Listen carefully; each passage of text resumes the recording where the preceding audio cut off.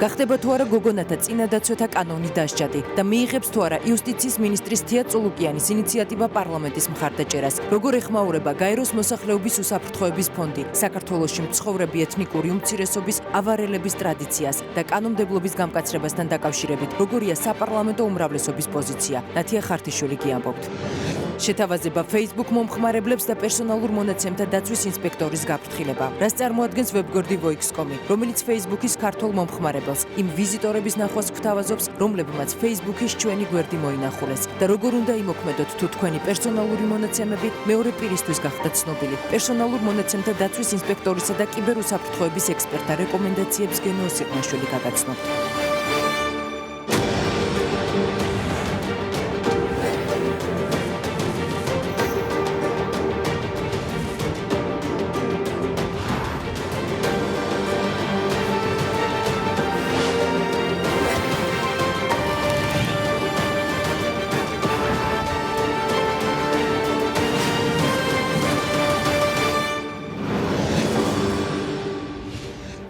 საღამომშვიდობისა ეს 2030-ია გადაცემის ნახვა 2030-ის Facebook გვერდზე შეგიძლიათ მე მაკაცინცაძე ვარ და 2030-ის ჟურნალისტებთან ერთად დღეს მთავარ თემებს წარმოგიდგენთ. როგორ აფასებს თავდაცვისა და უშიშროების კომიტეტის თავმჯდომარის მოადგილე შეიარაღებულ ძალებში განხორციელებულ საკადრო ცვლილებას და როგორია გენშტაბის ახალი ხელმძღვანელობის მიმართ მისი მოლოდინი. რა ნაბიჯები უნდა გადადგას საქართველოს ნატოსთან დაახლოებისთვის და როგორ უნდა გაძლიერდეს ქვეყნის თავდაცვის უნარიანობა. რა საკითხები განიხილება ნატოს საპარლამენტო ასამბლეის საგაზაფხულო სესიაზე და როგორია ოფიციალური თბილისის მოლოდინი 2030-ის შეკითხვებს თავდაცვისა და უშიშროების კომიტეტის თავმჯდომარის მოადგილე კობა კობალაძე უპასუხებს მანამდე კი დღის სხვა თემები. ბუტა რობაქიძის მკვლელობიდან 12 წელი გავიდა. რობაქიძე 2004 წლის 24 ნოემბერს დიდუბეში ეგრეთ წოდებული სპეცოპერაციის დროს მოკლეს. ოფიციალური ვერსიით დანაშაულებრივი ჯგუფის დევნის ოპერაციისას ერთ-ერთმა ახალგაზრდამ ბუტა რობაქიძემ პოლიციას წინააღმდეგობა გაუწია, რის შემდეგაც ის პოლიციის თანამშრომელმა იარაღიდან გასროლით მოკლა. საქმე ხელისუფლების ცვლილების შემდეგ პროკურატურამ გახსნა. საგამოძიებო უწყების ინფორმაციით რობაქიძის მკვლელობის შემდეგ მტკიცებულებების გაყალბება და ადგილზე იარაღის მიტანა პოლიციას საპატრულო პოლიციის მაშინდელმა უფროსმა ზურაბ მიქაძემ დაავალა. მის გარდა დანაშაულის დაფარვასა და მტკიცებულებების გაყალბებაში პოლიციის 5 მაღალჩინოსანი მონაწილეობდა. ამჟამად სასამართლოში ბუტა რობაქიძის მკვლელობის საქმის განხილვა მიმდინარეობს. ნიკა მუკბანიანი, სულხან ელბაქიძე დეტალებით. არ მეგონა რომ შევძლებდი ბუტას გარეშე ცხოვრებას, მაგრამ სხვა გზა რო არ გჩება რა უნდა ქნა. მე-12 წელია იამეტრეველი გიორგობის დღესასწაულს საკუთარი შვილის საფლავზე ხვდება.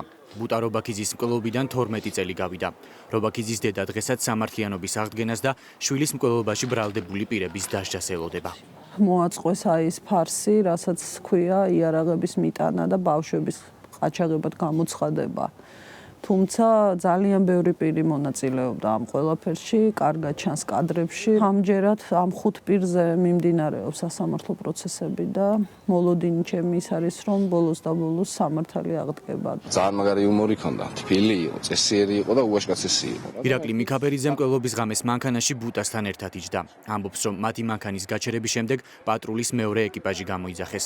ყვება, რომ პოლიციისთვის წინააღმდეგობა არ გაუწევიათ და პოლიციელმა ბუტა რობაქიძეს განძრახეს. მოხდა უკვე გასროლა და ეს გასროლა მეგონა გამარცხილებელი რაღაცა ისეთი რომ კიდევ უფრო მეტი შიში საენერგად და მალევე რომ გავიხედე მივხვდი რას მოხდა და როგორც მოხდა ბუტას ხელება აწეულზე ეს როლა იმიტომ რომ და არ ვიძახი რომ გაუვარდა მეთქი იმიტომ რომ მე გააგზელა ეგ ჩვენება ხო შეიძლება გაგივარდეს მართლა რაღაცა ისე მაგრამ გააგზელა არა შემეწინააღმდეგე არა კაცი რა ეს როლა რა განზრახეს როლა და მოკლა. ბუტა რობაქიძის მკვლელობის ადგილზე დღეს მისმა მეგობრებმა და ახლობლებმა აქციაც გამართეს. ისინი მკვლელობაში ბრალდებული ყველა პირის დასჯას მოითხოვენ. ახალგაზრდა სიცოცხლეს ვერავინ ვერ დააბრუნებს. აქ არაფერი არ შეიცვლება, მაგრამ ერთი რამ, რომ სამართლიანობა იყოს ჩვენს ქვეყანაში, ეს არის გადამწყვეტი ჩვენი მომავლისთვის. ბუტა რობაქიძე ვარდების რევოლუციიდან 1 წლის თავზე მოკლეს. 2014 წლის 24 ნოემბერს დიდუბეში პატრულმა ავტომანქანა გააჩერა, სადაც რამდენიმე ახალგაზრდა, მათ შორის ბუტა რობაქიძეც იჯდა. პოლიციის მოთხოვნის საფუძველზე ახალგაზრდები მანქანიდან გადმოვიდნენ. პატრულის თანამშრომელმა კი 2 ტყვია გაისროლა და ბუტა რობაქიძე ადგილზე მოკლა. მეორე დღეს შინაგან საქმეთა სამინისტროს გადაცემა პატრულმა გაავრცელა ინფორმაცია, თითქოს პოლიციამ კარგად შეიარაღებული ყაჩაღური ჯგუფის დევნის ოპერაცია განახორციელა და წინააღმდეგობის გაწევის მომენტში ერთ-ერთი დამნაშავე მოკლა. ამ ვერსიის გასამყარებლად სპეცოპერაციის კადრებში აჩვენეს ავტომატები და ხელხუმბარები, მათ შორის რობაქიძის ცხედართან.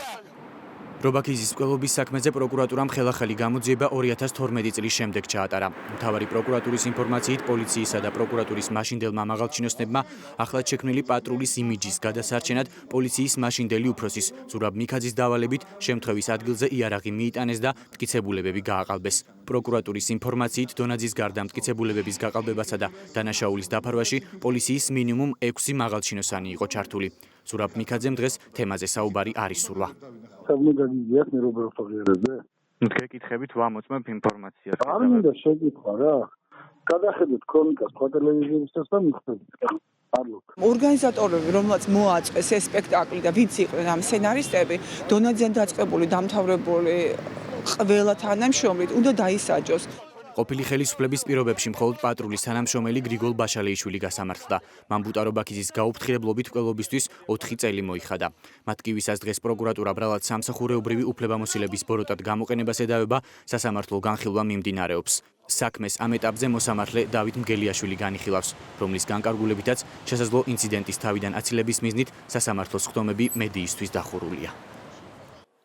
რელიგიური ტრადიცია თუ ადამიანების უფლებების დარღვევა საქართველოს სამსოფელში დაფიქსირებულ ფაქტებს, რომელიც ეთნიკურ ავარელი გოგონების წინადაცვეთას გულისხმობს, ბოლო დროს დიდი გამოხმაურება მოჰყვა.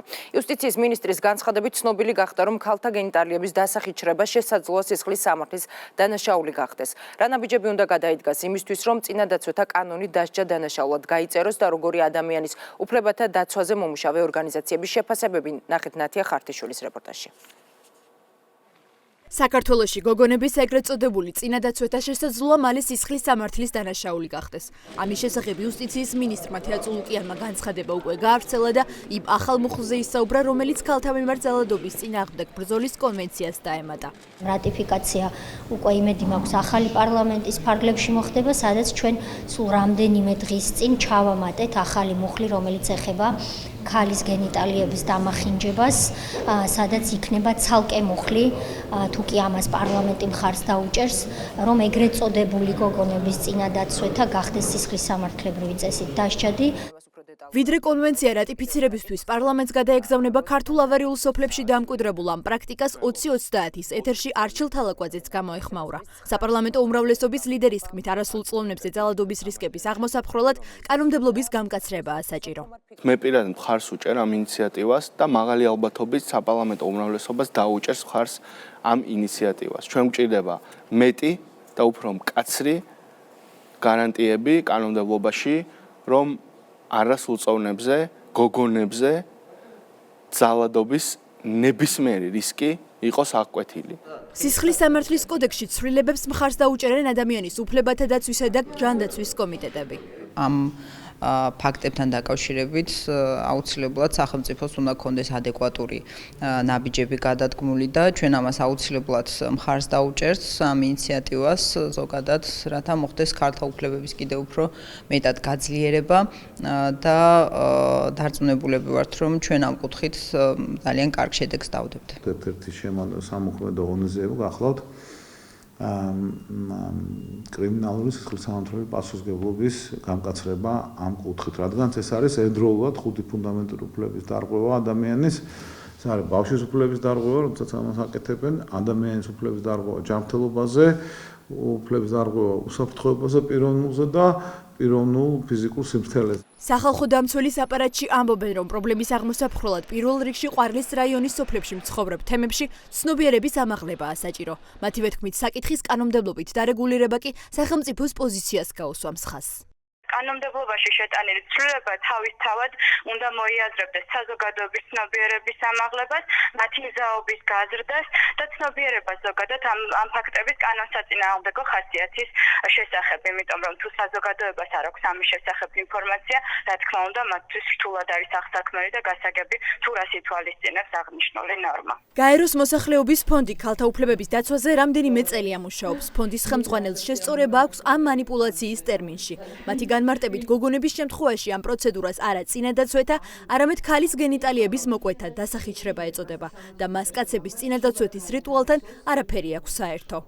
ქალების შემთხვევაში მას ეწოდება ქალის გენიტალიების, გენიტალური ორგანოების, სასქესო ორგანოების, როგორც გნებავთ, დასახიჩრება, რომელიც სრულად ასახავს ამ манипуляციის სიმძიმეს. ორი აზრი არ არსებობს იმაზე, რომ ეს არის პრაქტიკა, რომელიც რა თქმა უნდა არ უნდა არსებობდეს და ყველაფერი უნდა გავაკეთოთ იმისათვის, რომ ეს პრაქტიკა აღმოიფხვრას. ეთნიკურად ავარიელი გოგონების ეგრეთ წოდებული წინადაცვეთა ყვარლის რაიონის სამსოფელში, თივისში, სარუსოსა და ჩანტლის ყურში მრავალწლიანი ტრადიციაა, რომლის შესახებაც საზოგადოებამ ცოტა ხნის წინ ომისა და მშვიდობის გაშუქების ინსტიტუტის მიერ გამოქვეყნებული კვლევიდან შეიტყო. გახდება თუ არა წინადაცვეთა კანონით დასჯადი ქმედება, უახლოეს მომავალში გახდება ცნობილი. რა გამოწვევების წინაშე დგას ჯანდაცვის საყოველთაო პროგრამა და რა ცვლილებებს საჭიროებს სისტემა. ჯანდაცვის მინისტრობის კანდიდატი ამბობს, რომ სამინისტროს გამოწვევებისა და ხარვეზების დაძლევის კონკრეტული გეგმა აქვს. დავით სერგეენკო გეგმის ამოქმედებას პარლამენტის მიერ მინისტრთა კაბინეტის დამტკიცების შემდეგ აპირებს. მინისტრობის კანდიდატს სფეროში არსებულ გამოწვევებთან დაკავშირებით ეთანხმებიან სფეროს სპეციალისტები და გამოწვევების გადაჭრის გზებზეც საუბრობენ. თამარ ციკლაურიგი ამბობს დეტალებს.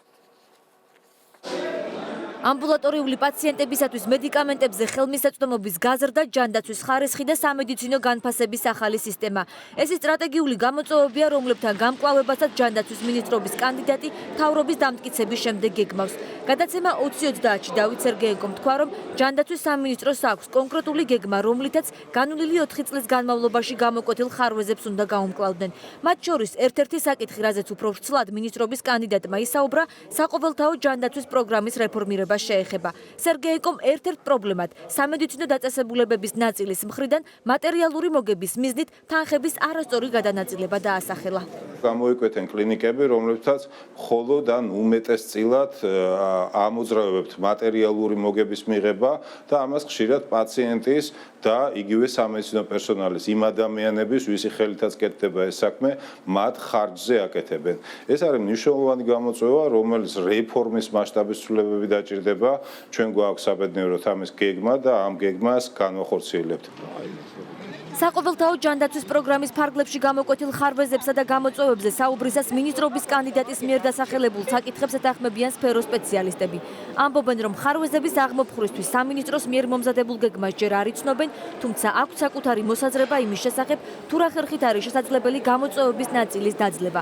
მედიცინის მეცნიერებათა დოქტორი ნიკოლოზ ფრუიძე ხარვეზების აღმოფხვრის ერთ-ერთ გზად პროგრამის ფარგლებში კერძო სადაზღვევო კომპანიების ჩართულობას ასახელებს.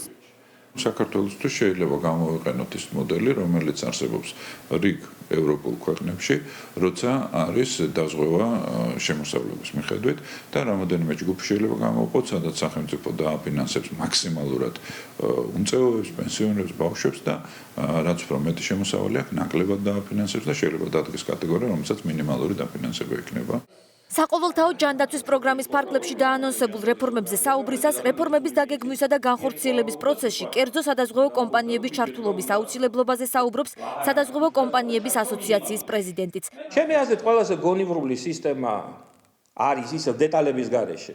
მთავრობა განსაზღვრავს იმ დონეს, რომელიც ყველასთვის ხელმისაწვდომი უნდა იყოს, ნაწილს დააფინანსებს თვითონ, მეორე ნაწილს არა. ეს გადაჭრა შეიძლება მოხდეს შემოსავლების საფუძველზე. საყოველთაო ჯანდაცვის პროგრამის ფარგლებში განსახორციელებელ რეფორმებზე საუბრისას ჯანდაცვის კომიტეტის თავმჯდომარე ერთ-ერთ მთავარ საკითხად სწორედ დაფინანსების სისტემას ასახელებს. აკაკი ზოიძის განცხადებით არ არის გამორიცხული უახლოეს მომავალში პროგრამის ფარგლებში დაფინანსების სისტემა შეიცვალოს. რაც შეეხება პროგრამის ფარგლებში კერძო სადაზღვევო კომპანიების ჩართულობას, აკაკი ზოიძის განცხადებით სახელმწიფო საყოველთაო ჯანდაცვის პროგრამის შენარჩუნებას გეგმავს, თუმცა ამ პროცესში საკუთარი როლი ექნება კერძო სექტორსაც.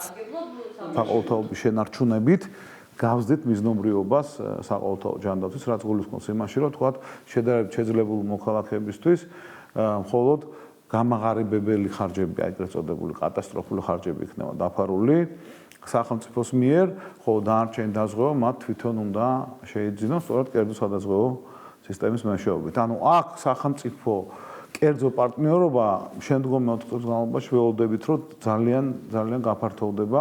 საყოველთაო ჯანდაცვის პროგრამა 2013 წლიდან ფუნქციონირებს. პირველ ეტაპზე პროგრამა გადაუდებელ პაციენტებს ემსახურებოდა. 2013 წლის 1 აპრილიდან კი გეგმიურ სამედიცინო მომსახურებაზეც გავრცელდა. პროგრამაში ქვეყნის 2 მილიონზე მეტი მოქალაქეა ჩართული. 3 წლის განმავლობაში პროგრამის განხორციელების მიზნით ჯანდაცვის სამინისტროს გათვალისწინებულზე მეტი თანხის გამოყოფა უწევდა. მაგალითად 2015 წელს სახელმწიფომ დაგეგმილზე 105 მილიონი ლარით მეტი დახარჯა. ბოლო 2 დღის განმავლობაში ვებგვერდი voix.com Facebook მომხმარებლებს სპეციალურ ლინკზე გადასვლის შემთხვევაში ვიზიტორების ნახვას თავაზობდა, რომლებმაც მისი Facebook გვერდი მოინახულეს. ვირუსები სოციალურ ქსელში მუდმივად აქტუალურია, თუმცა განსაკუთრებული ყურადღება პერსონალურ მონაცემთა დაცვის ინსპექტორის განცხადების შემდეგ მიიქცია. თამარ ქალდანი ამბობს, რომ მსგავს შეთავაზებებზე დათანხმებით ინტერნეტ მომხმარებლები მეორე პირს პერსონალურ მონაცემებზე წვდომის უფლებას აძლევენ, რაც შემდგომ მისი თქმით შესაძლოა მათსავე წინააღმდეგ იქნას გამოყენებული. რას წარმოადგენს ვებგვერდი voix.com და რას ურჩევენ კიბერუსაფრთხოების ექსპერტები ინტერნეტ მომხმარებლებს. გენო სიყმაშვილი, არჩილ ვაჟიკაშვილი დეტალებით. აი ნახე გუშინ ვეღარ მოვასწარი გასწორება და როგორც ჩანს ლექსოსთანაც მაქვს მსგავსი კომენტარი დატოვებული. ესე ვშლის სხვა გზა არ მაქვს. საბო გუგუნაშვილი საკუთარ Facebook მეგობრებთან მისგან დამოუკიდებლად გაგზავნილ ვირუსებს მეორე დღეა შლის. თუმცა როგორც აღმოჩნდა, ვირუსი იმდენ ადამიანს გაუგზავნა, რომ ამ დრომდე მათი წაშლა ვერ მოახერხა. როგორც იხსენებს ვიდეოს ყურების დროს, ლინკზე თითი შემთხვევით დაეჭირა, რის შემდეგაც აპლიკაციამ გარკვეულ ინფორმაციებზე წვდომის უფლება მოსთხოვა, რაზეც თავიდან არ დათანხმდა, თუმცა უკან გამოსვლა უკვე შეუძლებელი იყო და საბოლოოდ მაინც დათანხმება მოუწია.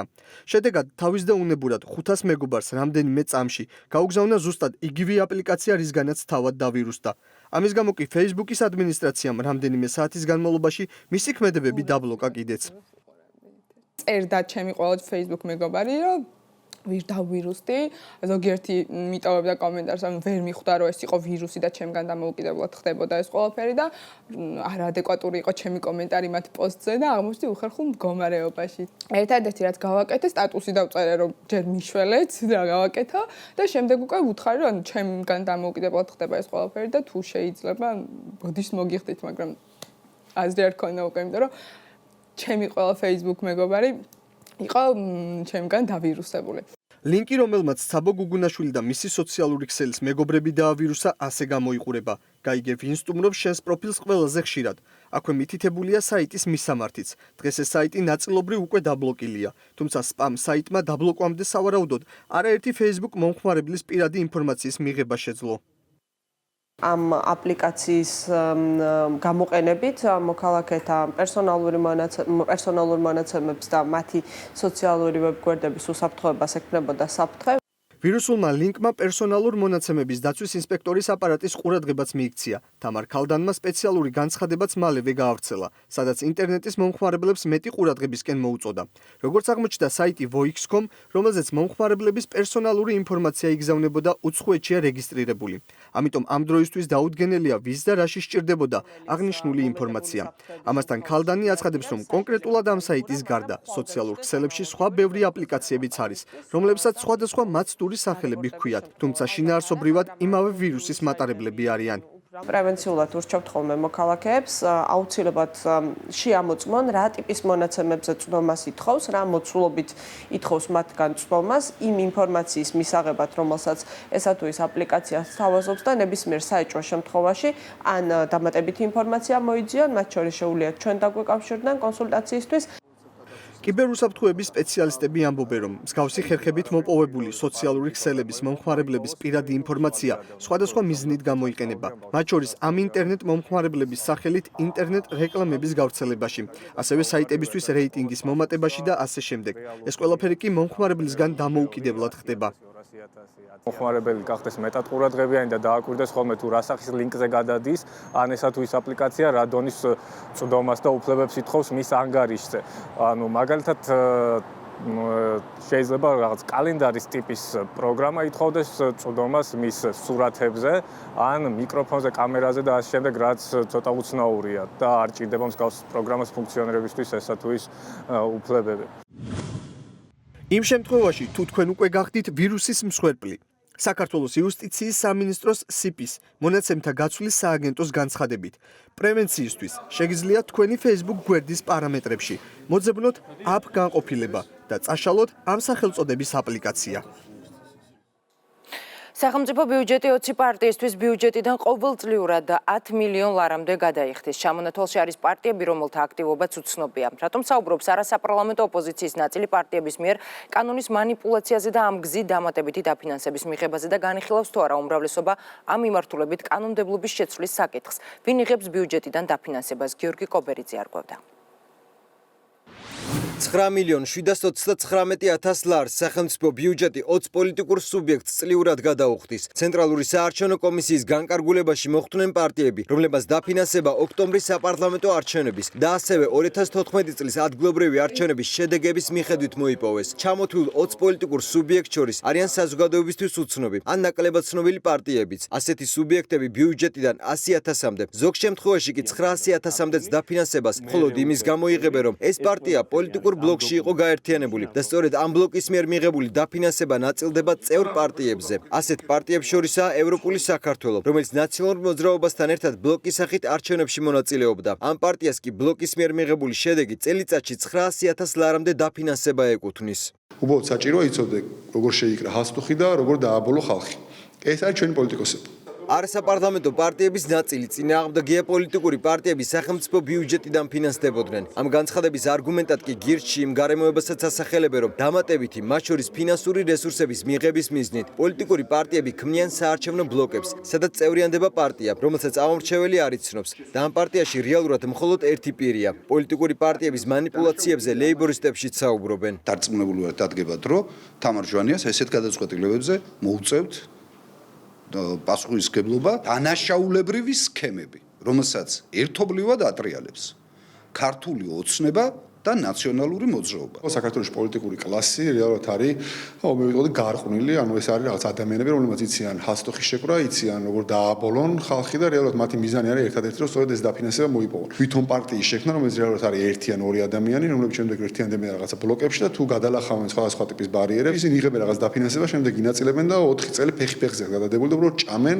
გაჭირვებული მოსახლეობის ფულს. იმას, რომ პარტია ხელოვნურად შეიქმნა პოლიტიკური ბლოკის შექმნის და დამატებითი რესურსების მიღების მიზნით, პარტია ევროპული საქართველოს დამფუძნებელი გიგი წერეთელი ამას საჯაროდ ამბობს. ის აცხადებს, რომ ამით კანონმდებლობა არ დარღვეულა და აპრობირებული მეთოდია, რომელიც ნაციონალურმა მოძრაობამ წინა არჩევნების დროსაც გამოიყენა. აქ საუბარია შოთა მალაშხიას მიერ შექმნილ პარტიაზე, ქრისტიან კონსერვატიულ პარტიაზე, რომელიც წინა არჩევნებზე მიღებული შედეგით ბიუჯეტიდან ყოველწლიურად 600,000 ლარამდე იღებს. ეს ბლოკი შედგა სწორედ გარდა ვთქვათ რაღაცა იდეოლოგიური თანხმდრისა შედგა სწორედ იმისთვის, რომ ყოფილიყო საშუალება რესურსისაც და ყოფილიყო საშუალება მეტი დამოუკიდებლობისთვისაც და მე ვფიქრობ, რომ ეს არის კანონის პარალელებში ყველაფერი.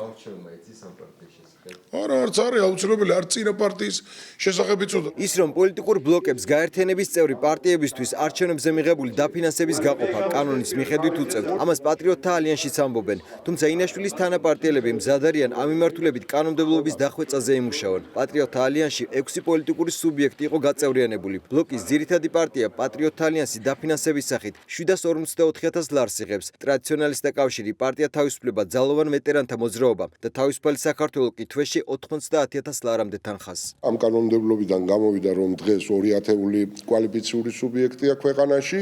თუ საუბარია იმაზე, რომ მოქმედი კანონმდებლობა უნდა შეიცვალოს, ჩვენც ვეთანხმებით იმ პოზიციას, რომ გარკვეულწილად აი ეს ბლოკების სტატუსი ვთქვათ შეიძლება გადასახედი იყოს. ეს ბიუჯეტს რეალურად არავითარ შეღავაც არ მისცემდა ამ პარტიების არარსებობა.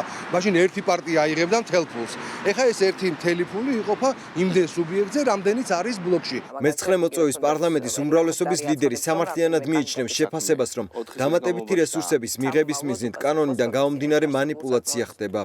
საკანონმდებლო მოცემულობა იძლევა იმის საშუალებას, რომ პარტიებმა კანონმდებლობის შიგნით манипуляციით მიიღონ დამატებითი დაფინანსება და ეს ასეც მოხდა, ამაზე მოგვიწევს მუშაობა, რომ კანონმდებლობა დაუხვეწოთ. პოლიტიკური პარტიების და პოლიტოლოგთა ნაწილი საბიუჯეტო დაფინანსების საკითხთან დაკავშირებით კიდევ ერთ საკითხზე ამახვილებენ ყურადღებას, რომელიც მათი მოსაზრებით პრობლემურია. ეს ეხება საპარლამენტო ფრაქციების დაფინანსებას. როდესაც პარლამენტში პარტიული სიით გასული ერთი ან ორი პირი ქმნის ხელოვნურად 6 კაციან ფრაქციას და შემდეგ ბიუჯეტიდან დამატებით დაფინანსებას იღებს და ასევე ეძლევა უფლებას საარჩევნო ადმინისტრაციაში წევრი დანიშნოს. საარჩევნო კომისიებში კი წევრების დანიშვნა სწორედ დაფინანსების მიხედვით განისაზღვრება. ამ პარტიებს დაფინანსება და კვალიფიციური სუბიექტის სტატუსი არჩევნებიდან არჩევნებამდე აქვთ.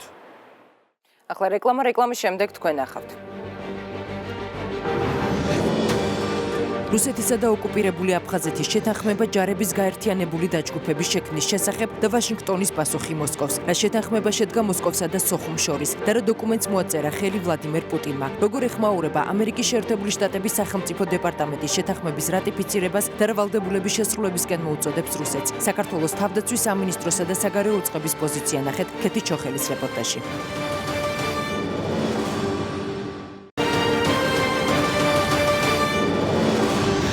20-30 პირდაპირ ეთერში ბრუნდება. ამერიკის შეერთებული შტატები რუსეთსა და ოკუპირებულ აფხაზეთს შორის ჯარების გაერთიანებული დაჯგუფების შექმნის შესახებ შეთანხმებას არალეგიტიმურად მიიჩნევს. დოკუმენტს ვლადიმერ პუტინმა 22 ნოემბერს მოაწერა ხელი.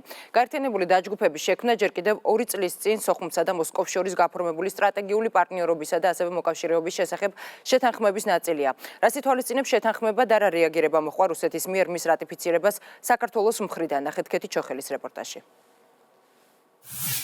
რუსეთი ოკუპირებულ აფხაზეთთან ჯარების გაერთიანებულ დაჯგუფებას ქმნის. კანონს ვლადიმერ პუტინმა ხელი უკვე მოაწერა. მანამდე ნოემბერში შეთანხმების რატიფიცირება დუმამ და ფედერაციის საბჭომ მოახდინეს. როგორც დოკუმენტიდან ირკვევა, ერთობლივი დაჯგუფების მიზანი შეიარაღებულ თავდასხმაზე ან სამხედრო საფრთხეებზე რეაგირება. შეთანხმებას 2015 წლის ნოემბერში მოაწერეს ხელი, თუმცა ჯარების გაერთიანებული დაჯგუფების შექმნას სტრატეგიული პარტნიორობისა და მოკავშირეობის შესახებ შეთანხმება ითვალისწინებს, რომელიც ვლადიმერ პუტინმა და რაულ ხაჯიმბამ ჯერ კიდევ 2 წლის წინ გააფორმეს. ერთ-ერთი პირველი, რომელიც შეთანხმების ძალაში შესვლას გამოეხმაურა ვაშინგტონი იყო. სახელმწიფო დეპარტამენტის მიერ გავრცელებულ განცხადებაში ნათქვამია, რომ ამერიკის შეერთებული შტატები დოკუმენტის ლეგიტიმურობას არ აღიარებს. ჩვენ არ ვაღიარებთ ეგრეთ წოდებული შეთანხმების ლეგიტიმურობას. ის არ წარმოადგენს მოქმედ საერთაშორისო შეთანხმებას. ამერიკის შეერთებული შტატების პოზიცია აფხაზეთთან და სამხრეთ ოსეთთან დაკავშირებით მკაფიო რჩება. ეს რეგიონების საქართველოს ნაწილია და ჩვენ ვაგრძელებთ საქართველოს დამოუკიდებლობის, სუვერენიტეტისა და ტერიტორიული მთლიანობის მხარდაჭერას. რუსეთმა უნდა შეასრულოს ცეცხლის შეწყვეტის შესახებ 2008 წლის შეთანხმებით ნაკისრი ვალდებულებები. საქართველოს საგარეო უწყებაში აცხადებენ, რომ რუსეთის პროვოკაციული ნაბიჯები ოკუპირებული რეგიონების საბოლოო ანექსიას ემსახურება. საგარეო საქმეთა სამინისტრო საერთაშორისო საზოგადოებას მოუწოდებს მიიღოს ქმედითი ზომები რეგიონში უსაფრთხოების უზრუნველსაყოფად. თავდაცვის მინისტრი ლევან იზორია კი მიიჩნევს, რომ აგრესიის თავიდან აცილების საუკეთესო გზა ქვეყნის შეიარაღებული ძალების გაძლიერება. ჩვენ უნდა ჩვენი უნარით შევძლოთ ყველანაირ საფრთხეს გავცეთ ადეკვატური პასუხი, ამიტომ ჩვენი შეიარაღებული ძალების სიძლიერე არის ყველაზე კარგი პრევენცია და თავიდან აცილება აგრესიისა. აქედან გამომდინარე, ჩვენ ამ მიმართულებით მუშაობას, ჩვენი თავდაცვის უნარიანობის ამაღლების და საბრძოლო მომზადების ხარისხის ამაღლების მიმართულებით მომავალშიც გავაგრძელებთ. ვლადიმერ პუტინის მიერ ხელმოწერილი დოკუმენტის თანახმად აგრესიისა და სამხედრო საფრთხის შემთხვევაში გაერთიანებული შეიარაღებული დაჯგუფება რუსეთის თავდაცვის სამინისტროს დაექვემდებარება. ბაზიანის მეოთხე მექანიზებული ბრიგადის სამწყობრო მოედანზე საქართველოს შეიარაღებული ძალების გენერალური შტაბის უფროსის უფლებამოსილების გადაბარების საზეიმო ცერემონია გაიმართა. სამხედრო მოსამსახურეების სიტყვით საქართველოს პრეზიდენტმა და თავდაცვის მინისტრმა მიმართეს. დეტალებით ლიკა ლელიშვილი და ჯაბეთ ჩიტიძე. გავუფრთხილდით ქართველი მებრძოლის ღირსებას. გახსოვდეთ სამაჩაბლო, გახსოვდეთ აფხაზეთი. ასე დაემშვიდობა გენერალური შტაბის უკვე ყოფილი უფროსი შეიარაღებულ ძალებს. საქართველოს შეიარაღებული ძალების ისტორიაში გენერალური შტაბის უფროსის გაცილება საზეიმო ღონისძიებით პირველად აღინიშნა.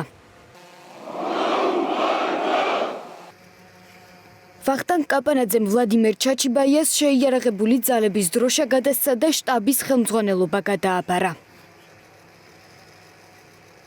ვარ ამაყი ვიყო თქვენი თანამებრძოლი და თქვენი მეთაური. სამხედრო მოსამსახურეებს სიტყვით მიმართა გენშტაბის ახალმა უფროსმაც. ჩაჩიბაიამ ჯარისკაცებს პირობა მისცა, რომ მათი ინტერესების ერთგული დამცველი იქნება. მე მჯერა, რომ შერეული ძალების თითოეული წევრის საქმისა და ერთგული დამოკიდებულებით პოლიტიკური ხელმძღვანელობის და საზოგადოების აქტიური მხარდაჭერით ჩვენ ჩამოვაყალიბებთ შერეულ ძალებს, რომელსაც შეუძლია დასახული ამოცანების შესრულება, არსებულ საფრთხეებთან გამკლავება და ქვეყნის თავდაცვა. საზეიმო ღონისძიებას პრეზიდენტი, თავდაცვის მინისტრი და დიპლომატიური კორპუსის წარმომადგენლებიც ესწრებოდნენ. სიმბოლურია, რომ გიორგობას ჩვენ ვატარებთ ქართულ ჯართან ერთად.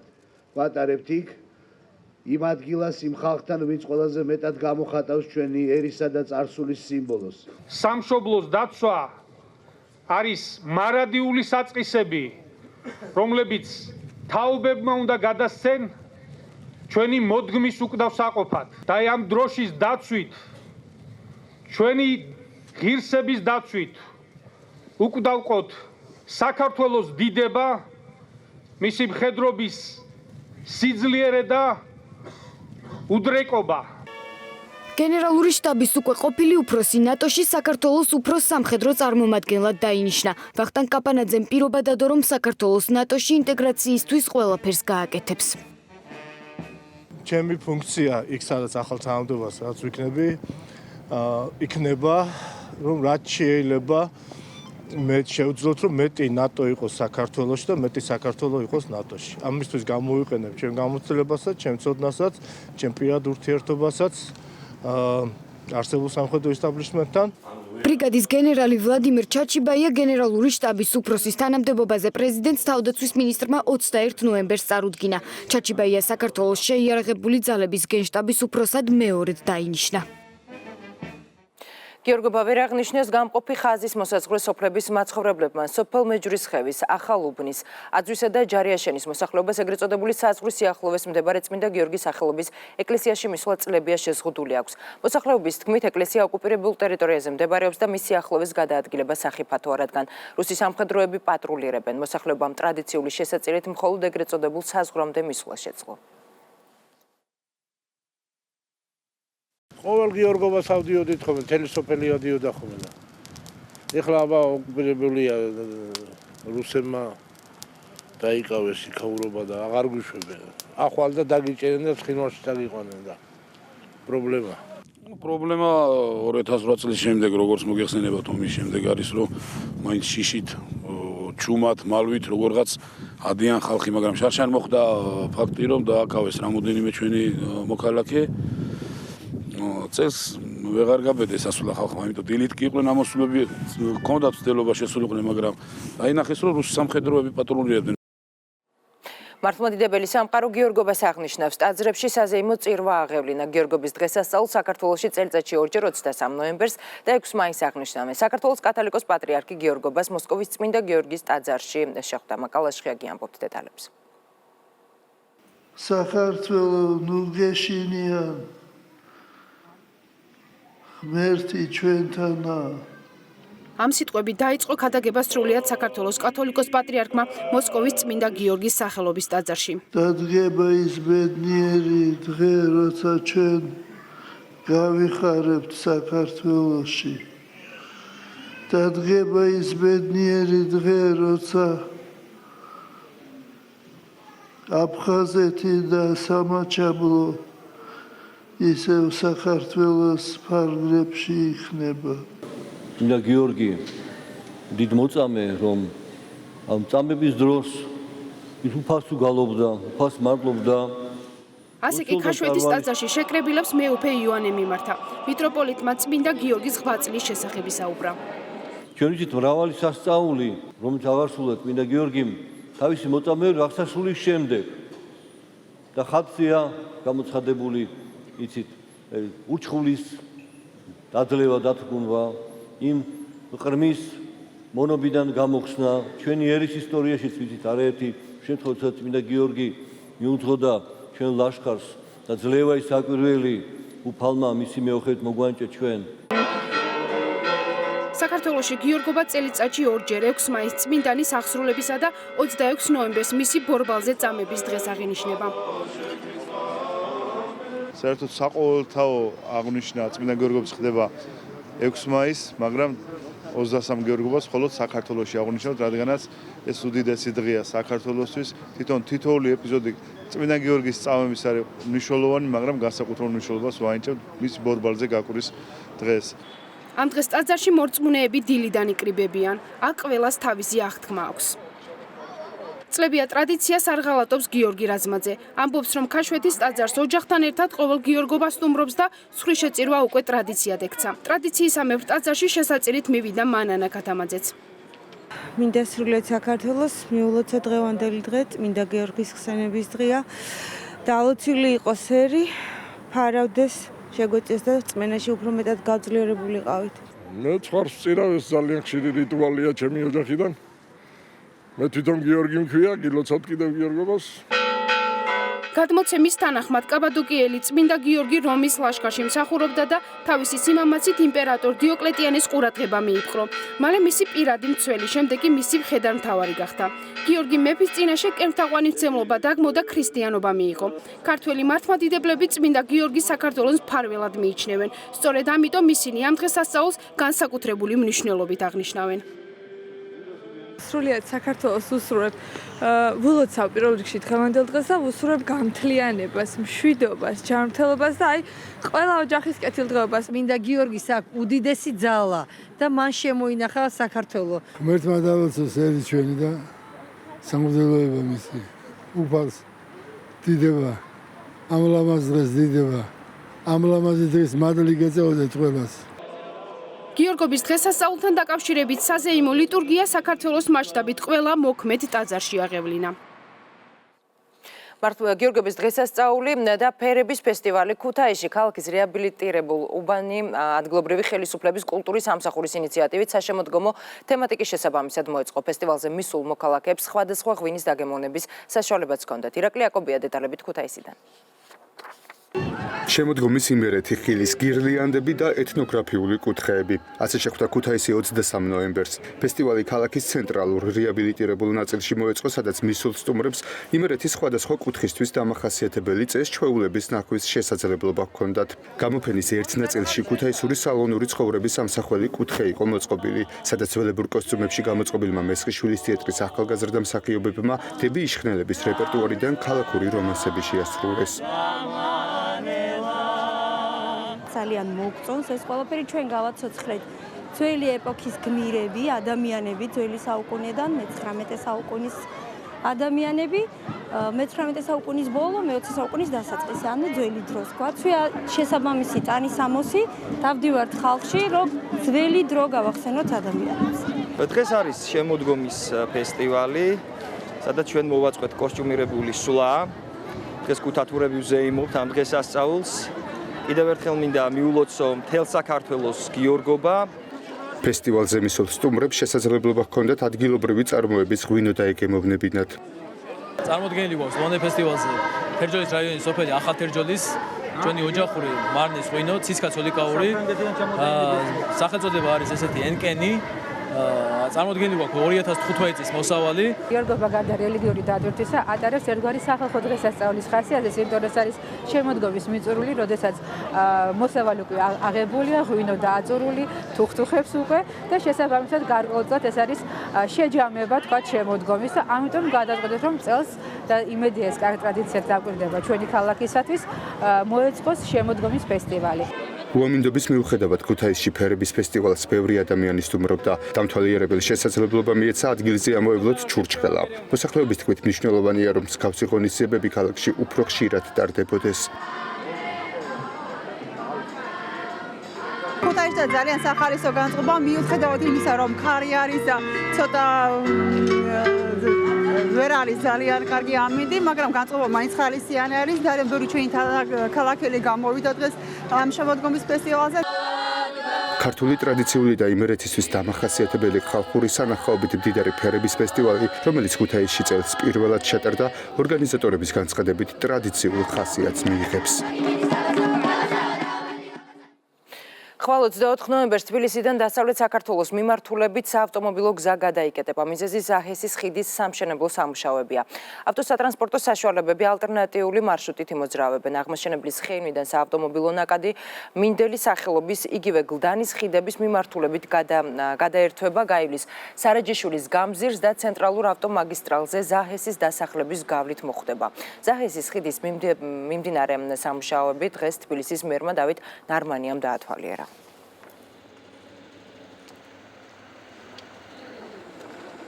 ხიდზე ერთ-ერთი ყველაზე რთული საინჟინრო სამუშაო მიმდინარეობს, შესაბამისად იდება ყველაზე მთავარი მალა. ხვალ შუა დღემდე დღის ერთ მონაკვეთში იქნება მცირედი შეზღუდვა თბილისიდან გამავალ მანქანებზე. ეს იქნება ძალიან მცირე შეფერხება, რომლის შემდეგაც მოძრაობა ჩვეულებრივ რეჟიმში იქნება აღდგენილი და გაგრძელდება ხიდზე, შემდეგ უკვე ხიდის ზედაპირის შესაბამისი სამუშაოები. საქართველოს თანაინვესტირების ფონდისა და კომპანია თბილისი პლაზას ხელმძღვანელებმა გალერეა თბილისი კომერციული უძრავი ქონების ყველაზე პრესტიჟულ და მასშტაბურ საერთაშორისო გამოფენაზე MAPIC 2016 წარადგინეს. გამოფენის ფარგლებში შეხვედრები გაიმართა გალერეა თბილისი დაინტერესებულ ცნობილი ბრენდების წარმომადგენლებთან, სავაჭრო ცენტრებისთვის, ასევე პროგრამული უზრუნველყოფის კომპანიებსა და ციფრული მარკეტინგის ექსპერტებთან.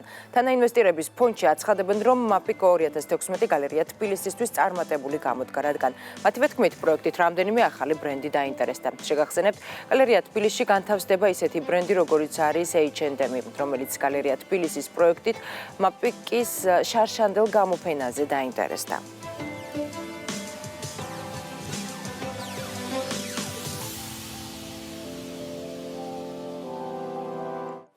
და ყველაზე პოპულარული სერიალები, სხვადასხვა ჟანრის ფილმები, მეგა შოუები, ინოვაციური და საინტერესო პროექტები, არხი, რომელიც ყველაფერს აერთიანებს იუბილარია. უფრო საინტერესო ვიდრე ტელევიზია, GDS 4 წლის გახდა. არხმა დაბადების დღე ტრადიციულად თანამშრომლებთან ერთად ტორტითა და ფეიერვერკით აღნიშნა. GDS, რომელმაც სახელი ხარისხიანი პროდუქტის შექმნით გაითქვა, მაყურებელს სამომავლოდაც ბევრ სიახლეს პირდება.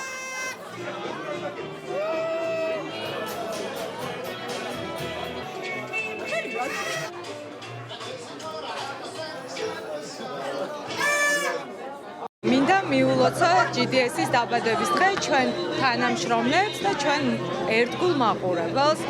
დიდი მადლობა მინდა უთხრა თითოეულ ჩვენ თანამშრომელს. ეს არის მათი გუნდური მუშაობის, ერთგულების და შრომის დამსახურება, რომ GDS-ი არის განსაკუთრებული და წარმატებული ტელევიზია. დაბადების დღეს ულოცავ GDS, ბრავოს და ეს არის. მიყვარს ესეთ ხალხს რო უყურებ, შეხედეთ ყველა როგორი ბედნიერი. ესეთი ბედნიერი ყოფილიყავით სულ. წინ და წინ მეცნიერებს რო დავუყოთ. მიყვარ ხარ ძალიან ჩვენო მაყურებელო, ერთად გაზრდილო. ჯერ ძალიან პატარა, მერე უფრო დიდო და კიდევ უფრო გადიდებულო. ძალიან მიყვარს ხარ. 4 წელი ტელევიზიისთვის დიდი დრო ნამდვილად არ არის, მაგრამ 4 წელი GDS-ისთვის არის ის დრო, რომ GDS ყავდეს თავის სეგმენტური, კონკრეტული, ძალიან შეყვარებული მაყურებელი. დარწმუნებული ვარ, რომ ახალი სეზონიდან GDS იქნება ისევ უფრო საინტერესო ვიდრე ტელევიზია და იმისთვის, რომ გაიგოთ როგორი სეზონი გვექნება, უნდა უყუროთ. აუცილებლად. ახლა რეკლამის შემდეგ 2030 შეკითხვებს კობა კობალაძე უპასუხებს, დაგველოდეთ.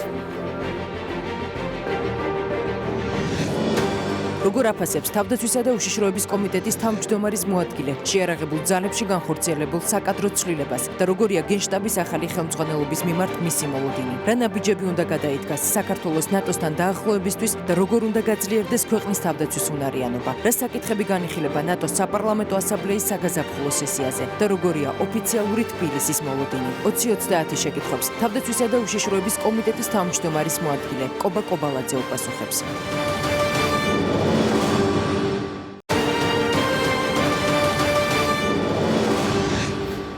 2030 პირდაპირ ეთერში ბრუნდება, როგორ აფასებს თავდაცვისა და უშიშროების კომიტეტის თავმჯდომარის მოადგილე შეიარაღებულ ძალებში განხორციელებულ საკადრო ცვლილებას და როგორია გენშტაბის ახალი ხელმძღვანელობის მიმართ მისი მოლოდინი.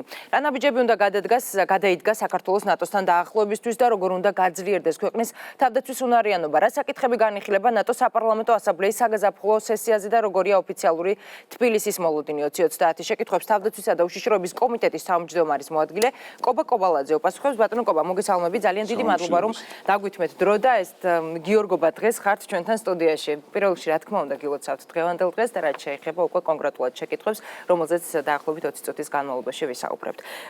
თქვენ ხართ თავდაცვისა და უშიშროების კომიტეტის თავმჯდომარე, დავით რეს კონკრეტულ თქვა დეტალებზე მოადგილე, ვიდრე კონკრეტულ დეტალებზე გადავალთ, მანამდე მაინტერესებს რა ტიპის ინიციატივები გექნებათ კომიტეტზე განსახილულად. პირველ რიგში მოგესალმებით, მადლობთ მოწვევისთვის, ვისარგებლებ შემთხვევით და ჩვენ მოსახლეობას და ჩვენ მართლმადიდებელ მრევლს მიულოცავ წმინდა გიორგობის დღესასწაულს და ღმერთმა მისი მადლი, წყალობა და ძალი არ მოგვაკლოს ჩვენ საქმიანობაში და ქვეყნის სასიკეთო საქმეებში. რაც შეეხება ჩვენ უშუალო სამოქმედო გეგმას და არეალს, ჩვენ გვაქვს გაწერილი გარკვეულად პოზიციები და სეგმენტები, რომლებშიც უნდა ვიყოთ საკანონმდებლო ინიციატივების წარმომადგენები, მათ შორის ეს შეეხება როგორც თავდაცვის უნარიანობის ამაღლების მიმართულებებს, ასევე შეეხება ძირითადად ვეტერანთა და დამსახურებულ ამ ბენეფიციართა და კატეგორიის სოციალური და ცხოვრების პირობების გაუმჯობესებას და ასე შემდეგ. გასაგებია. დღეს ბატონო კობა, საქართველოს შერეღებული ძალების გენერალური შტაბის ახალ უფროს ვლადიმერ ჩაჩიბაიას ყოფილმა ხელმძღვანელმა გადააბარა უკვე უფლებამოსილება. ეს საკადრო ცვლილება, როგორ ფიქრობთ, რას შეცვლის შერეღებულ ძალებში? ნებისმიერი, ჩვენ ორიენტირებულები ვართ, რომ ნებისმიერი ახალი საკადრო გადაწყვეტილება იყოს ადეკვატური იმ მოთხოვნილების და გამოძახილის, რომელიც აქვს სახელმწიფოს წინაშე წარსდგენილი. ვლადიმერ ჩაჩიბაია რო დინამიკას რომ გადავავლოთ თვალის, საკმაოდ ლოგიკურად მზარდი და განვითარებული ოფიცერია, საკმაოდ ადრიდან რიგითი შემადგენლობიდან მან დაიწყო მსახური მოღვაწეობა თავდაცვის სამინისტროს პირად შემადგენლობაში, მიიღო შესაბამისი განათლება და დღეს უკვე მოვლენილია როგორც საერთაშორისო დონის სამხედრო სპეციალისტი, ამავე დროს საკმაოდ არგუმენტირებული, საკმაოდ აზრიანი, საკმაოდ ხედვიანი ოფიცერი და დღეს არის ჩვენ ქვეყანაში ყველაზე დიდი სამხედრო ჩინის მატარებელი და წოდების მატარებელი და მე მინდა, რა თქმა უნდა, მიულოცო მას ეს უდიდესი პასუხისმგებლობა და მინდა რომ იყოს ის წარმატებული, აღუთქვა, რა თქმა უნდა, თანადგომა ყველა იმ საკითხში და ინიციატივაში, რომელიც წაადგება ჩვენი ქვეყნის თავდაცვის უნარიანობას და რა თქმა უნდა, მისი წარმატება და მისი წარუმატებლობა პირდაპირ აისახება და პროპორციულია ქვეყნის წარმატების და წარუმატებლობის. აქედან გამომდინარე, ნებისმიერ მოქალაქეს და მე პირადად მაქვს უდიდესი სურვილი, რომ უსურვო მას წარმატება და აღუთქვა თანადგომა ყველა საკითხში. აქვე კითხავთ, რაში უნდა გამოიხატოს მისი წარმატება, ანუ რა გამოწვევების წინაშე დგას? მე გეტყვით, საკმაოდ ისეთი ფართო სპექტრია ბატონი ვლადიმერის წინაშე დამდგარი, ეს როგორც არის საკმაოდ მყიფე გეოპოლიტიკური სიტუაცია რეგიონში, სადაც დამიჯერეთ არ არის ბოლო პოზიცია სამხედრო მზაობა, ამავე დროს არის საერთაშორისო თანამეგობრობის ქვეყნებთან და ჩვენ პარტნიორ ქვეყნებთან ღირსეული პარტნიორობის გაწევა და პლუს ამას არის საერთო სეგმენტი როგორც სამხედრო სტრატეგიული მიმართულებით, ასევე ჩვენი მოსახლეობის მთლიანი სამობილიზაციო კუთხით და გარკვეულწილად ქვეყნის თავდაცვის უნარიანობით მიმართულებით. გასაგებია.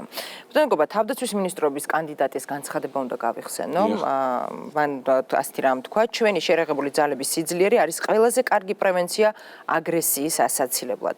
რა უნდა გაკეთდეს საქართველოს თავდაცვის უნარიანობისა და ასევე საბრძოლო მომზადების ხარისხის ასამაღლებლად? მაგაზე კარგი თქმაა ისიც, გინდა მშვიდობა, ემზადე ომისთვის. ფაქტობრივად ის რომ სრულ მზადყოფნაში იყო და ამოცანა სამხედროების არის ზუსტად ეს, რომ მთელი ცხოვრება ემზადონ იმისთვის, რომ თუ დაჭირდა ქვეყანას თავისი პროფესიონალიზმით ემსახურონ მას.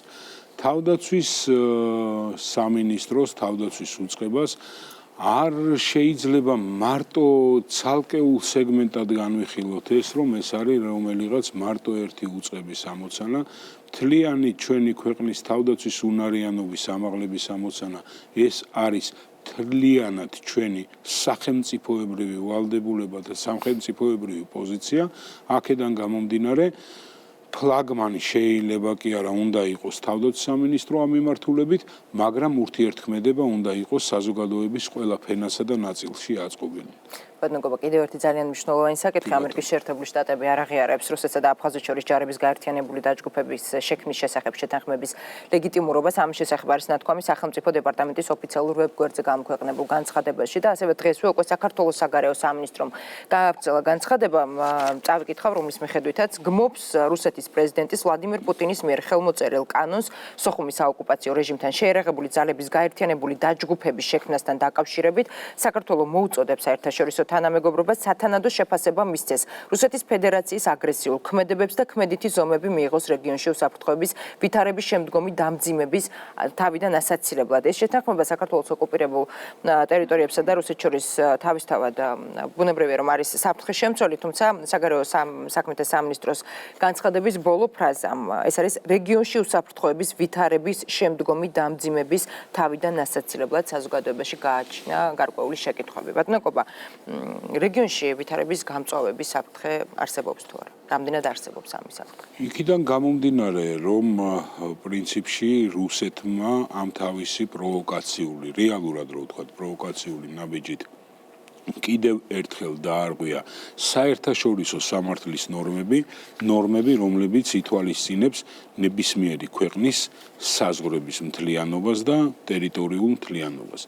პლუს ამას რუსეთის ფედერაციასთან ერთად ურთიერთშეთანხმებით გამოიცა აქტი და დღეს გამოიცა განკარგულება, რამდენადაც ჩვენ გვამცნო კურიერიდან შევიტყეთ ეს ყველაფერი, საინფორმაციო საშუალებებმა აგრეთვე იყო გაჟღერებული სხვადასხვა საინფორმაციო საშუალებებში, რომ გალის რაიონი, რომლის ნაწილიც მიეკუთვნა ოჩამჩირეს, ნაწილი მიეკუთვნა ტყვარჩელის რაიონს, გაძლიერდა 25 დამატებითი სამხედრო საგუშაგოთი და გალს მიენიჭა სამხედრო ქალაქის სტატუსი, რომელიც ითვალისწინებს თავის ნორმატიულ აქტებს და ამავე დროს ეს ითვალისწინებს იმას, რომ თუნდაც ადგილობრივი მკვიდრი, რომელიც მოინდომებს ქალაქში შესვლას, მან უნდა აიღოს სპეციალური საშვი რუსეთის მიერ მოწყობილ საგუშაგოებს.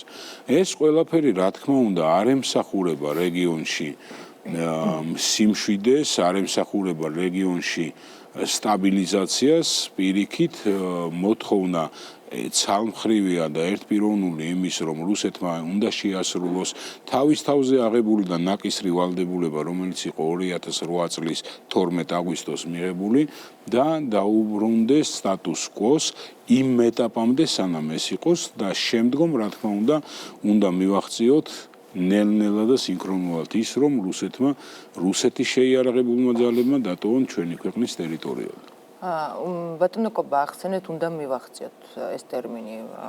ამასობაში ფაქტია, რომ გალიც ცხადება სამხედრო ქალაქად. კი ბატონო.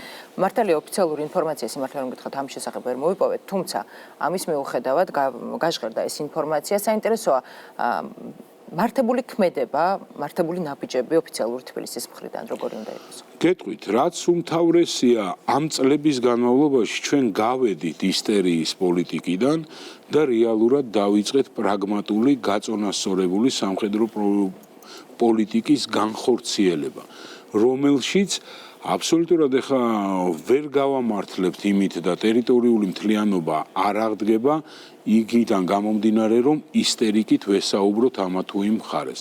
ფაქტი არის ერთი, რომ ჩვენ მხარეს არის სიმართლე, ეს არის ჩვენი ქვეყანა და ჩვენი სამშობლო და ჩვენ გვაქვს არა მარტო უფლება, არამედ ვალდებულებაც ვისაუბროთ გინდა დიპლომატიური ენით, გინდა მოთხოვნის ენით, გინდა სხვა მიმართულებებით იმ თვალსაზრისით, რომ დავიცვათ ჩვენი ქვეყნის სახელმწიფო ინტერესები.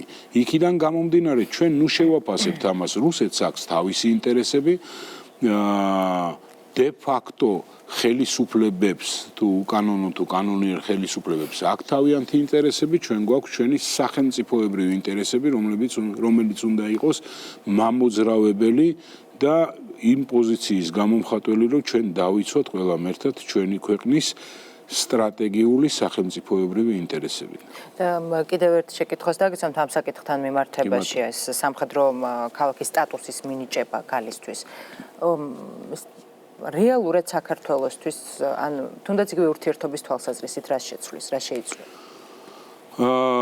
არაფერი არ შეიცვლება ამ თვალსაზრისით, უბრალოდ კიდევ ერთხელ რუსეთმა ამ ნაბიჯით შეახსენა საერთაშორისო თანამეგობრობას ის რომ მას შეუძლია გათელოს და უგველოკოს ყველა საერთაშორისო სამართლის ნორმები და გადადგას კიდევ ერთი ნაბიჯი იმისკენ რომ აქამდე ოკუპირებული რაიონების სრულფასოვანი და ძირითადი ანექსია მოახდინოს. ეს უფრო განაცხადია ვიდრე რაღაც ცვლილებების შემტანი ამ თემაში და აქედან გამომდინარე ჩვენ უფრო მიზნობრივად და ლოგიკურად უნდა გავაგრძელოთ დიალოგი, უნდა გავაგრძელოთ მოთხოვნის რეჟიმი და რაც მთავარია, გვაქვს სწორი პოზიცია იმაზე, რომ ჩვენ ამ საკითხში და ამ მოთხოვნაში არ ვართ მარტო, იმიტომ რომ არასწორი ქმედებები და საერთაშორისო სამართლის ფეხქვეშ გაქელვა, ჩვენ დავინახეთ, რომ სიჩუმემ დააზიანა არა მარტო საქართველო და უკრაინა, არამედ აზიანებს მთლიან სოფლიოში საერთაშორისო თანამეგობრობის ქვეყნებსაც კი. თქვენ ამბობთ, რომ სიჩუმემ დააზიანა არა მხოლოდ საქართველო და უკრაინა. სულ ცოტა ხნის წინ ამერიკის შეერთებული შტატების თავდაცვის ყოფილმა მდივანმა დონალდ რამსფელდმა ასეთი რამ განაცხადა საქართველოსთან მიმართებაში, რომ საქართველოსთან მიმართებაში უნდა დასრულდეს ყოყმანის პოლიტიკა და საქართველომ უნდა მიიღოს მაპი. როგორ ფიქრობთ, ხომ არ არის ეს ერთგვარი პასუხი, რუსეთის ერთგვარი პასუხი, თუნდაც იგივე ამერიკის შეერთებული შტატების საკმაოდ მაღალი თანამდებობის და ყოფილი თანამდებობის პირების განცხადებებზე. ჩვენ საერთაშორისო ასპარეზზე რა თქმა უნდა ვართ რაღაც გარკვეული პოლიტიკის ნაწილი. მაგრამ სულ შემაჩერებელი პოზიციის გამოხატვა გარკვეულწილად შეიძლება გვიწევდეს დათურ სამსახურს, იმიტომ რომ არც იქით და არც აქეთ ყოფნა ყოველთვის არის დამაზიანებელი. ჩვენ არ ვართ ჩვენი არც პოლიტიკით და არც გამოხატულებით აგრესორები, უბრალოდ ჩვენ გვაქვს 21 საუკუნეში და არა მარტო 21 საუკუნეში ვართ ერთ-ერთი ძირძველი და ფაქტობრივად ევროპისკენ ორიენტირებული ერი, რომელიც თავისი ცხოვრების თავისუფლების გამოხატვით და თავისი ცხოვრების არჩევანით რეალურად მას აქვს ორიენტირი დასავლეთ ფასეულობებზე. ეს არ არის მარტო გეოგრაფია, ეს არის თითოეული ჩვენგანის შეგრძნების და შეგნების ნაწილი. ბატონო კობა, კიდევ ერთი საკითხი, ეს არის ეროვნული შიშრობის საბჭო, საგაზაფხულო გაწვევის აღდგენას მხარი უკვე დაუჭირა საქართველოს პრეზიდენტის მარგველაშვილის განცხადებით გაწვევა, რომ არ აღედგინათ გაზაფხულზე პირადი შემადგენლობის ნაკლებობა შეიქმნებოდა. საინტერესო თქვენ ეთანხმებით თუ არა გაწვევის აღდგენას, რომელიც რამდენიმე თვის წინ თავდაცვის ყოფილმა ჩვენ ზუსტად თქვენ ეთერში ვისაუბრეთ ამ საკითხზე, როდესაც პირველადი ცხელკვალზე მივყევით ამ თემას და ჩვენ თქვით, რომ ეს ცალმხრივად შეუთანხმებელი და შეუჯერებელი გაუქმება გამოიწვევდა რაღაც პრობლემების კასკადს. დღეს ზუსტად განვიხილავთ იმას, რომ ზუსტად უნდა მომხდარიყო ამის პრევენცია, იმიტომ რომ პრობლემები დაგვეწყებოდა გაზაფხულიდან. რა თქმა უნდა, ჩვენ ვართ ორიენტირებული ხარისხზე, მაგრამ მაშინ ვეთქვი და ეხლაც ვიძახი და ვიმეორებ, ის რომ რაღაცა სეგმენტი არ მუშაობს, არ ნიშნავს იმას, რომ ეს უნდა გაანულო ან გააუქმო. იქ სადაც არის გამოსასწორებელი, ჯობია გამოვასწოროთ, როდესაც ჩვენ საუბრობთ და ეს საუბარი უფრო იყო რაღაცა კაპრიზის ფორმა, ვიდრე რეალობის ფორმა და არაფრის მომცემი პიარის ფორმა იყო, იმიტომ რომ როდესაც რაღაცაზე ვიძახი თუ არს და რაღაცაზე გვინდა გადასვლა, შესაბამისი ლოგიკური გადამზადება ამ მომზადების პროცესი უნდა გავიაროთ და აქედან გამომდინარე, როდესაც ჩვენ გავაუქმეთ საყოველთაო გაწვევა, იმიტომ რომ თურმე არ პასუხობდა ამ მოთხოვნილებას, მაგრამ ამავე დროს დაგვრჩა საკმაოდ ფართო აუთვისებელი არეალი რომელზეც არ ყოფნის იმ პროფესიონალური მომზადებული პირადი შემადგენლობის რიცხოვნული და გამოცდილების პოტენციალი, რომ ეს უზრუნველყოფს. აქედან გამომდინარე, ამან ყველაფერმა რეალურად უკვე დააყენა ის მოთხოვნილება, რომ ახალწეულები უნდა იყვნენ გაწეულები, მაგრამ უნდა გადაიხედოს ის მომზადების და ვალდებულების ფორმა, რომელსაც აქვს სახელმწიფოს მათ მიმართ. როდესაც ამაზე საუბრობთ, ბატონო კობა, მაგალითად ინახიდაშვილმა გააკეთა განცხადება დღეს და მან თქვა, რომ საქართველოს პრეზიდენტი შესაძლოა იყოს შეყვანილი შეცდომაში ამ მიმართულებით, ასეთი რამ თქვა მან, რომ პირადი შემადგენლობის შევსება არ ხდება წვევამდელებით, ეს არის აბსოლუტური ტყუილი, ეს არის ილუზია და მითოლოგია, რომელიც ლევან იზორიამ შექმნა.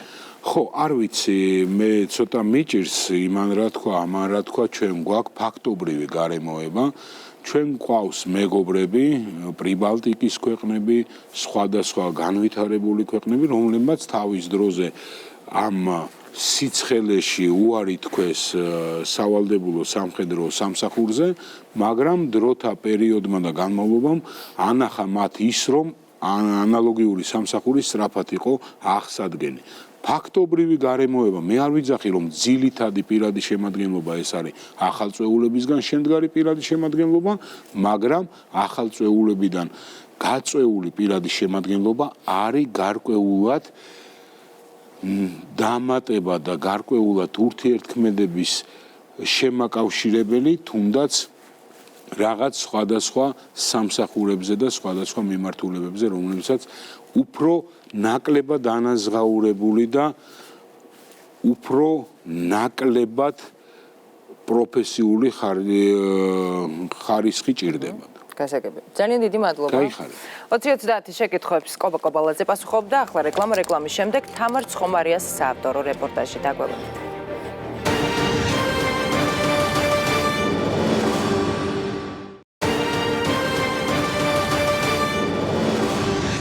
20-30 პირდაპირ ეთერში საავტორო რეპორტაჟით ბრუნდება, როგორ პირობებში უწევთ ცხოვრება შეზღუდული შესაძლებლობის მქონე პირებს.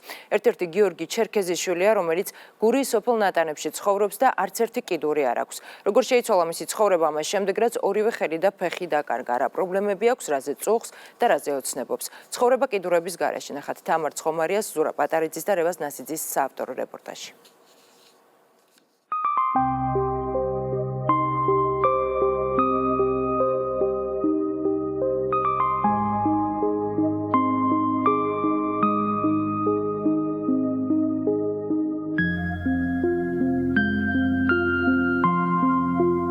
ღმერთო მომეცი მოთმინება, რომ ავიტანო ის, რისი შეცვლაც არ შემიძლია და გამბედაობა, რომ შევცვალო ის, რისი შეცვლაც შემიძლია.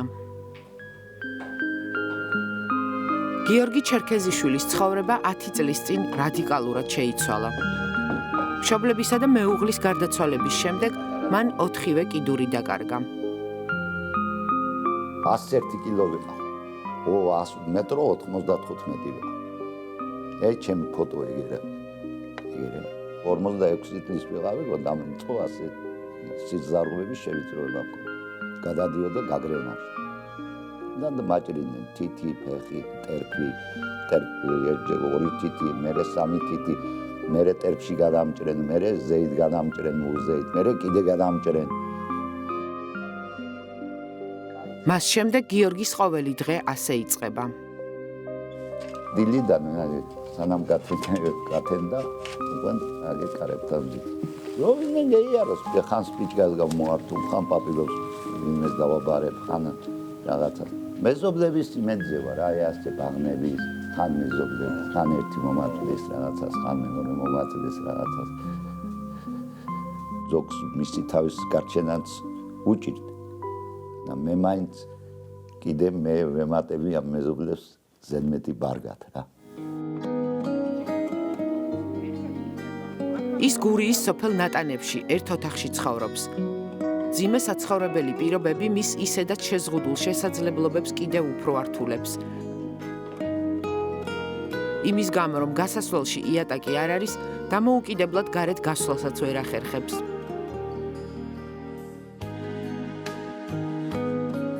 არ მაქვს იმის საშუალება, რომ ამოსავალი კიბეები არ არის. აი გასავალი არ მაქვს. პირველ რიგში აი ასავალი გავაკეთე. აი პაწას სიტყვა რომ მქონდეს ოჯახში. შიტრო შევიდე, სიცივი არ იყოს და მისი ერთადერთი შემოსავალი შეზღუდული შესაძლებლობების მქონე პირის პენსიაა, რომელიც მხოლოდ წამლებზე და დენის გადასახადზე ყოფნის. აქადა მევიდა სოციალურიდან აგენტი, ხო და აგენტს დამიჯდა. მევიდა და რო უთხარი სავცხოვრობდა არაფერ ვარ მე უთხარი. არ ჯერავს ასტე მითხრა იმ ქალ. ფიჯო ასტე ცხოვრობ მე უთხარი ქალბატონო და რაფერ აგჯერავს გინა დაიჯერეთ გინა არა ცხოვრობ ასტე. სახლში არც ტელევიზორი აქვს და არც კომუნიკაციის სხვა საშუალება, რის გამოც გარე სამყაროს მთლიანად მოწყვეტილია. წუხს რომ საკუთარი არსებობით ზოგჯერ სხვების შეწუხება უწევს. როცა ჯამთველი ხარ კაცი და მაგარი ხარ და რაცხა შემოსავალი აქვს შენგან მოელის ადამიანი ის შემოსავალი არა მაშინ ჭირდები ყველას და როცა არაფერი არა შენგან სასარგებლო არც არაფერი იგი არ გაქვს რა ქვია წყარო შენგან არაფერი არ შემოდის ხო რაში ჭირდები ზედმეტი ბარგად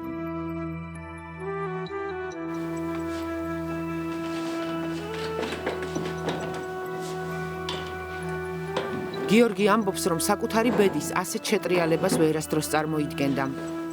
თავზარდაცემულმა და სასოწარკვეთილმა ერთხელ თავის მოკლაც კი სცადა. წელიწადი ვიტექი ლოგინს. ძირში ფეხი არ დამიგია წელიწადი. ჩემდა კაროჩე არ დღე იყო და არ ძღამი. ერთი იყო ყველა. ფეხი რომ მткиოდა, მაგრამ მткиოდა. წამლები არ მქონდა.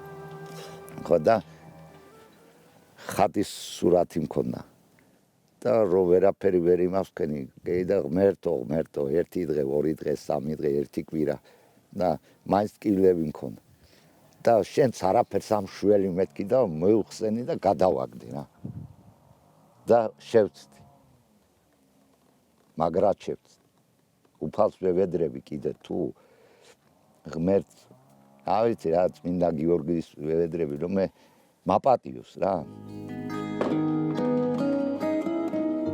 ძიმე 1 წლის შემდეგ გიორგის ცხოვრებაში ცვლილებების დრო დადგა. როგორც თავად ამბობს, დეპრესიის დაძლევაში მას რწმენა დაეხმარა. ის მაძლევს სტიმული რომ არ მივეჯაჭვდო ლოგინს. არ მინდა ლოგინს, არ იმასკან კიდე მინდა რომ რაცხა ვიბრუნო. კიდე მინდა რომ რაცხა ჩამოვიდე, რაცხა ფეჩიც გამდიჯერ რათა რომ პირველად დამითე ჩამოვედი, შეშაევიღე, ჩემით უკეთებ რა. 56 წლის გიორგიმ დამოუკიდებლად ცხოვრება თავიდან ისწავლა. ახლა ცდილობს ყველაფერი თავად აკეთოს. უფრო მინდა წევიდე სიუკეთესისკენ, რომ ჩემ თავს შევუძახო რომ ასე რაცა კიდევ ის მინდა რომ ევიღო რაღაცა ხელში და მურიო დენში ჩავხთა რაღაცა იგი რაღაცა გავაკეთო რაღაცა გავშემოbrunde მიუბრუნდე გული მაქვს მაგარი გული მეტი არა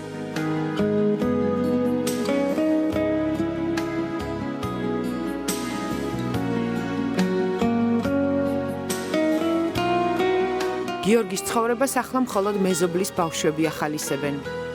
ამბობს, რომ ისინი საკუთარ ბავშვობას ახსენებენ. გაჭირვებამ და ტკივილმა ყველაფრის დაფასება ასწავლა. ბევრი რამის შიშიც დაძლია, თუმცა ღამე მარტო დარჩენა ძალიან უჭირს. დამჭირდეს რამე და ღამის საათებში, რამე იგი მომენტში უცბად რო ვიყვირო, არავინ არ ყავს წაფშველები. ახლა ბრძოლობ, რომ ჩემ იმას უკვე თავს უძახი, რომ რო უყურებ, რომ უკვე გარშემო არავინ რო არ მყავს, იძულებული ხვდები, რომ ძალით რაცხა ჩემით იმას. თავზე უნდა გადიტანო ყველაფერი. შენ თავზე.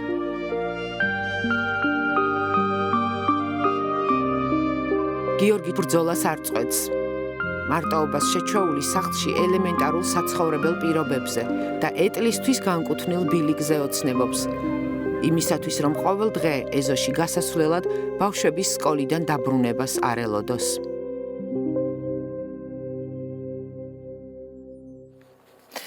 გუშინ 22 ნოემბერს გიორგი ჩერქეზიშვილთან უკვე იმყოფებოდა სოფელ ნატანებში აკაცინჯიკაშვილი, რომელმაც პირველადი მოხმარების ნივთები ჩაუტანა გიორგის, თუმცა სურვილის შემთხვევაში თქვენ შეგიძლიათ მას კიდევ დაუკავშირდეთ. ასეთი იყო 23 ნოემბერი 2030 კიდევ ერთხელ გილოცავთ გიორგობას და ყოველდღე 24 საათის განმავლობაში რეპორტაჟების და დღის ყველა სიახლის ნახვის საშუალება გაქვთ საინფორმაციო სააგენტო 2030-ის გვერდზე 2030.news. რეპორტაჟების ნახვა ასევე შეგიძლიათ My Video G-ზე 2030-ის ოფიციალურ გვერდზე. მე მაგაცინცაძე ვარ, ხვალამდე გემშვიდობებით, დროებით.